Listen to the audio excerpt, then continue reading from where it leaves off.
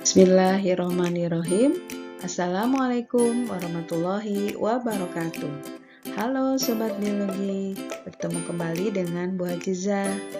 Kali ini kita akan belajar tentang mutasi kromosom. Simak ya. Kompetensi dasar yang akan kita pelajari masih sama dengan video sebelumnya, yaitu tentang mutasi gen. Kompetensi dasarnya adalah menganalisis peristiwa mutasi pada makhluk hidup dan menyajikan data hasil eksplorasi peristiwa mutasi yang menyebabkan variasi dan kelainan sifat pada makhluk hidup. Adapun tujuan pembelajarannya adalah kalian harus bisa menganalisis mekanisme dan penyebab mutasi, meliputi proses, faktor penyebab, hasil, dan dampak mutasi yang menyebabkan timbulnya variasi dan kelainan pada makhluk hidup. Apakah mutasi kromosom itu? Sebelum kita membahas mutasi kromosom, apakah kalian masih ingat tentang mutasi gen? Pada video sebelumnya, sudah dijelaskan bahwa mutasi gen merupakan perubahan susunan materi genetik pada DNA atau pada bagian dari DNA yang mengkode suatu protein yang kita sebut sebagai gen. Perubahan ini bisa menyangkut berubahnya basa nitrogen atau berubahnya jumlah basa nitrogen yang terdapat di dalam pita DNA atau gen tersebut. Nah, perubahan ini ada yang bisa menimbulkan perubahan fenotip dan ada juga yang tidak menimbulkan perubahan fenotip. Nah, lalu bagaimana dengan mutasi kromosom? Apa itu mutasi kromosom? Mutasi kromosom adalah peristiwa perubahan struktur dan atau jumlah kromosom yang dimiliki oleh suatu sel. Seperti kalian ketahui, jumlah kromosom merupakan ciri yang khas dari suatu spesies. Pada pelajaran sebelumnya, kalian sudah mengetahui bahwa di dalam kromosom terdapat gen yang menentukan suatu sifat makhluk hidup. Jumlah gen di dalam suatu kromosom itu bisa meliputi puluhan, ratusan, bahkan ribuan gen, yang masing-masing gen ini bertanggung jawab terhadap ekspresi atau kemunculan suatu sifat atau fenotip pada makhluk hidup. Nah, jika terjadi perubahan pada gen-gen ini, maka dampaknya akan lebih besar dibandingkan dengan dampak dari mutasi gen. Nah, bagaimana kromosom itu mengalami mutasi? Bagaimana mekanismenya? Baik, kita akan lihat satu persatu. Mutasi kromosom itu bisa menyangkut perubahan struktur yang disebut sebagai peristiwa aberasi kromosom, bisa meliputi delesi, duplikasi, translokasi, dan inversi. Mutasi kromosom juga bisa terjadi karena adanya perubahan jumlah kromosom, baik perubahan dalam hal perangkatnya atau jumlah perangkatnya yang disebut haploid, maupun perubahan jumlah kromosom di dalam suatu perangkat yang disebut aneuploid.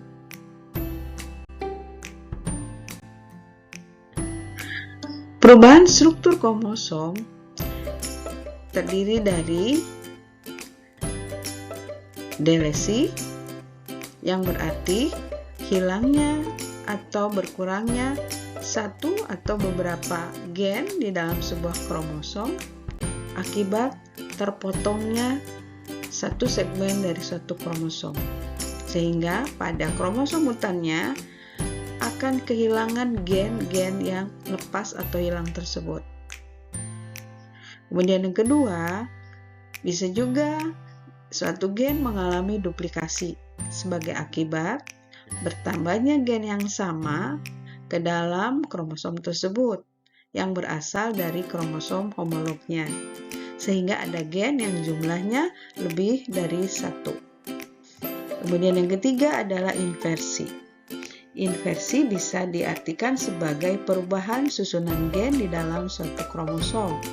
Hal ini terjadi karena ada peristiwa pelipatan atau terpilihnya suatu kromosom, kemudian terputus dan menyambung kembali. Nah, peristiwa terpilihnya kromosom inilah yang menyebabkan berubahnya urutan atau susunan gen di dalam suatu kromosom. Inversi ini meliputi inversi parasentrik dan inversi perisentrik. Berikutnya adalah translokasi. Translokasi merupakan berpindahnya satu segmen kromosom kepada kromosom lain yang non-homolog.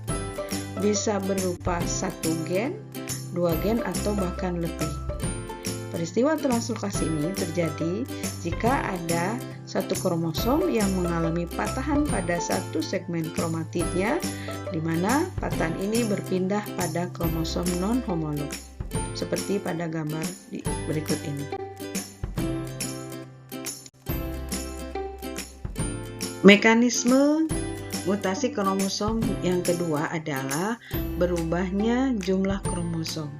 Nah, apa yang menyebabkan kromosom jumlahnya berubah? Ada dua hal penyebabnya di antaranya, yaitu yang pertama adalah peristiwa gagal berpisah atau non-disjunction. Non-disjunction adalah tidak terpisahnya kromatid atau kromosom homolog menuju kutub berlawanan ketika meiosis tahap anafase, atau kromatidnya bergerak menuju kutub yang sama. Kemudian yang kedua, terjadinya peristiwa anafaselah, yaitu tidak melekatnya salah satu kromatid pada serat gelendong yang terjadi ketika anafase meiosis 1.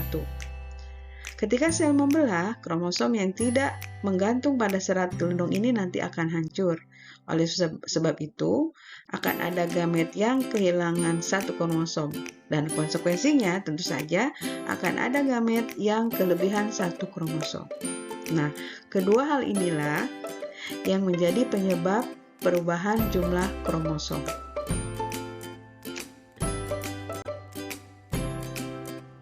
Seperti sudah disebutkan sebelumnya, perubahan jumlah kromosom menyangkut dua hal. Yang pertama adalah haploid, yaitu perubahan jumlah set kromosom. Pada individu yang normal, pada umumnya jumlah set kromosomnya sebanyak 2, yang disebut diploid dengan rumus 2N, atau ada juga yang haploid atau N.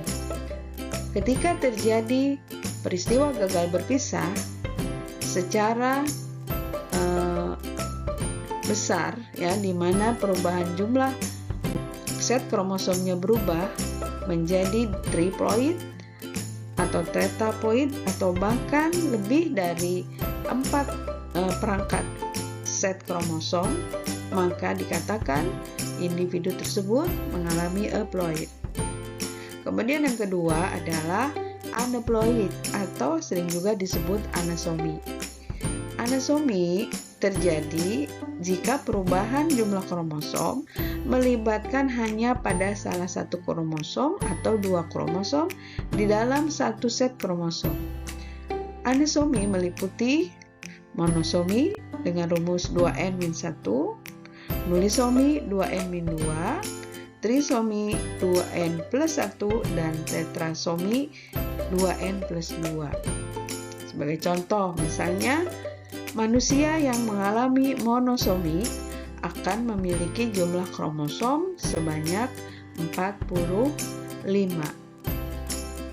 Karena jumlah kromosom manusia yang normal adalah 46. Sehingga orang yang mengalami monosomi akan mengalami atau akan memiliki jumlah kromosom sebanyak 2N-1, 46 dikurangi 1. Jadi 45.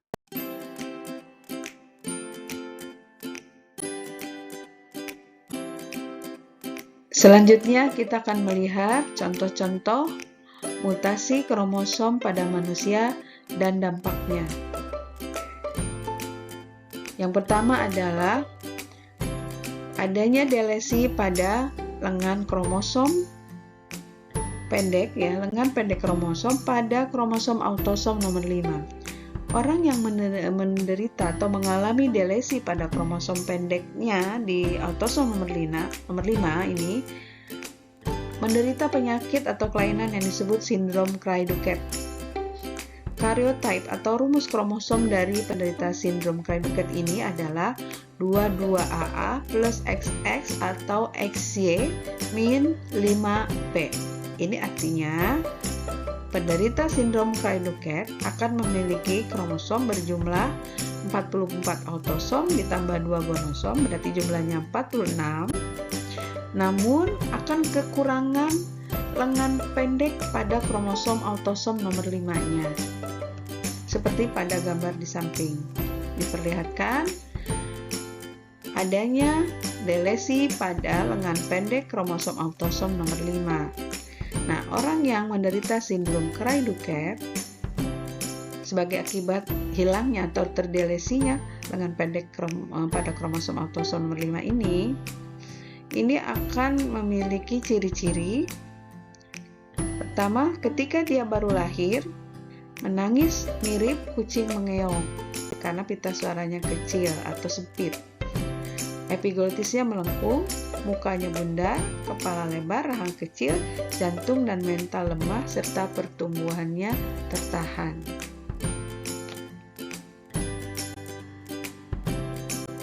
Contoh berikutnya adalah contoh mutasi kromosom pada manusia akibat atau menyangkut perubahan jumlah kromosom, dalam hal ini anesomi.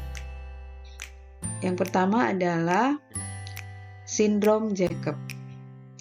Sindrom Jacob memiliki karyotype 22AA plus XYY. Nah, ini berarti penderita sindrom Jacob berjenis kelamin laki-laki, namun memiliki kelebihan 1 kromosom Y, seperti pada gambar di samping ini, ya. Berarti penderita sindrom Jacob merupakan penderita trisomi karena memiliki kelebihan 1 kromosom, yaitu kromosom gonosom Y. Ciri-ciri dari penderita sindrom Jacob adalah berkelamin laki-laki, berperawakan tinggi, IQ di bawah normal sekitar 80-95, bersifat antisosial, agresif, dan sejak kecil menampakkan watak kriminal. Contoh anesomi yang berikutnya adalah sindrom Turner.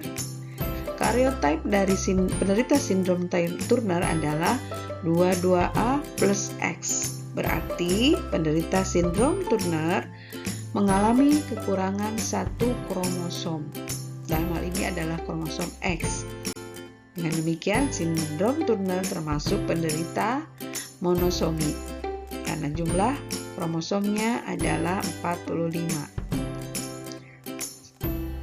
Di sini pada gambar terlihat gonosomnya yang seharusnya XX hanya 1 X saja.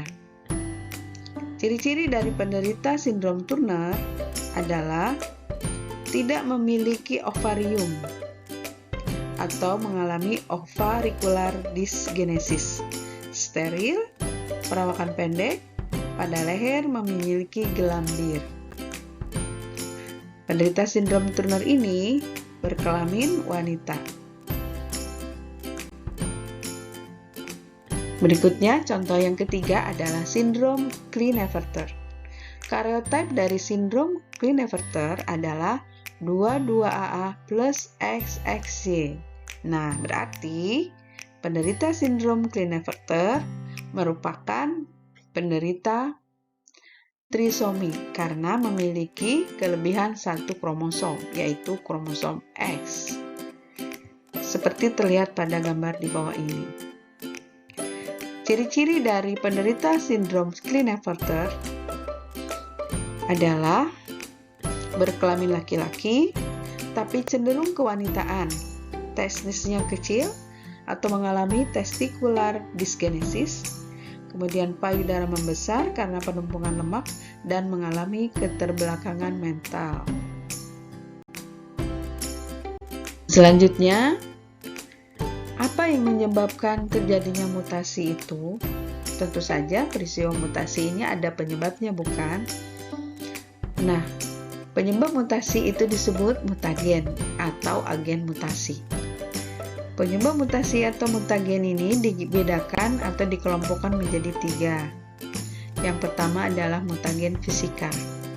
Di antaranya berbagai macam radiasi sinar yang memiliki energi tinggi, seperti sinar alfa, sinar beta, dan sinar gamma, kemudian sinar ultraviolet, dan sinar-sinar yang berasal dari ruang angkasa, atau sinar kosmis. Yang kedua adalah mutagen kimia. Berarti, semua atau senyawa-senyawa kimia yang bisa menyebabkan peristiwa mutasi, baik mutasi gen maupun mutasi kromosom.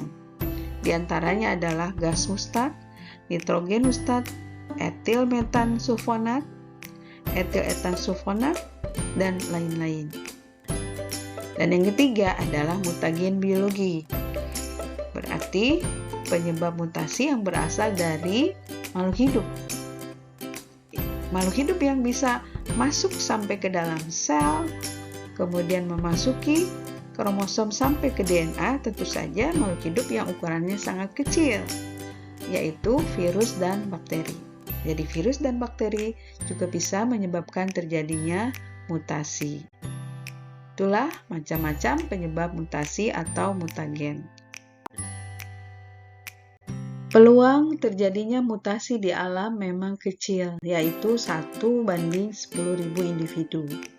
Namun, yang namanya peluang tetaplah peluang. Jadi, ada kemungkinan terjadi pada diri siapa saja. Oleh karena itu, pengetahuan kita tentang mutagen ini bisa membuat kita menghindari mutagen-mutagen itu agar mutasi ini tidak terjadi pada diri kita. Karena pada umumnya, peristiwa mutasi yang terjadi secara alami atau secara spontan sebagian besar merugikan. Demikian, semoga bermanfaat. Terima kasih. Assalamualaikum warahmatullahi wabarakatuh.